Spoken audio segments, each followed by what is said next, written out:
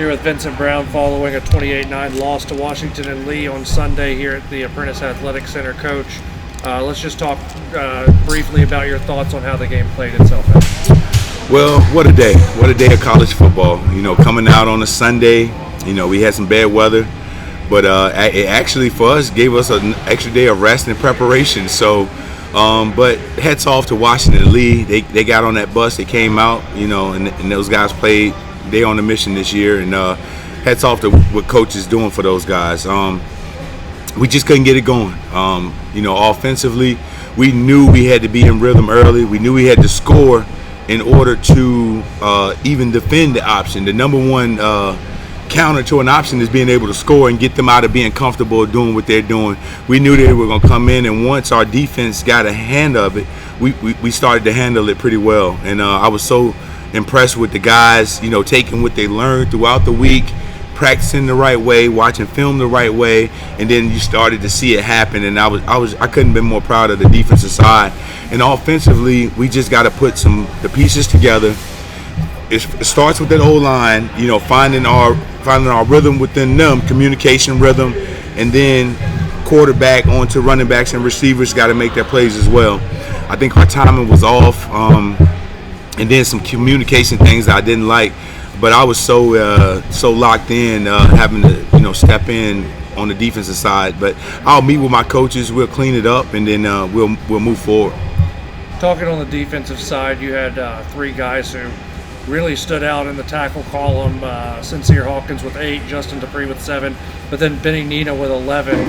From the way that you have to play the option, just talk about how those three were able to really step up and kind of take away the pinch for the most part today. Absolutely. Well, it was important this week, and all those guys that you named, they play important roles in the option, whether it's dive responsibility, whether it's quarterback to pitch, and all those guys stepped up.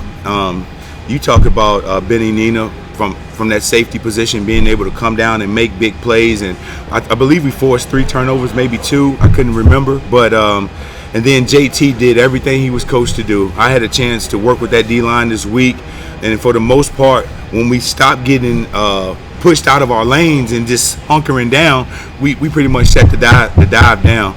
But like I said, hats off to them, because that's what they do every day. And I told our guys, they do this every day. We're going to see this 2 times out of this year, 2 option teams. And so we prepared as much as we could.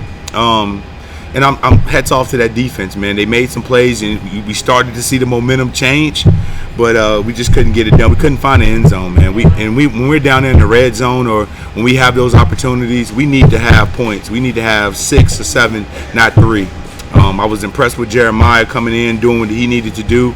I wish our punting could have been a little bit better. We'll fix that, but overall, and then we got to fix our kickoff coverage team. Too much yards on the return. Too many yards.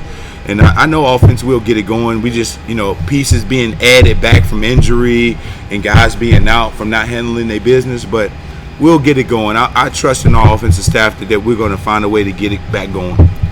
Next week, Hall of Fame Day here at the Apprentice Athletic Center. Georgia Warhawks comes in, filling in a spot from a cancellation that you guys had just last week, actually. Just talk about how you want to see your team prepare and get ready for the last game before a bye week. Well, the biggest thing is getting back in, making sure we're getting healthy, and then training, doing our lift recovery like we know how to do, and get guys back tuned in. We're going to watch this game, not going to spend too much time on it, but we're going to clean up the little things, the false starts and at the end, and just lack of focus when we're calling special teams. You know, we had a couple guys go out, next man up. We got to understand the intensity of football, and we're learning that. As I said before, we're going to continue to build these young men, build their character, and also continue to push them for to be great out there. And that's all we ask, to go out there, have fun, but play it at a high level smartly and disciplined. So we'll do those things. Looking forward to this Georgia team. I know it was a late cancellation, and we have to prepare for them. That's the great thing about college football, though, Walker. We're ready for the next week, clean it up, move on, and then let's get better as a team. Appreciate the time, Coach. Thank you, Walt.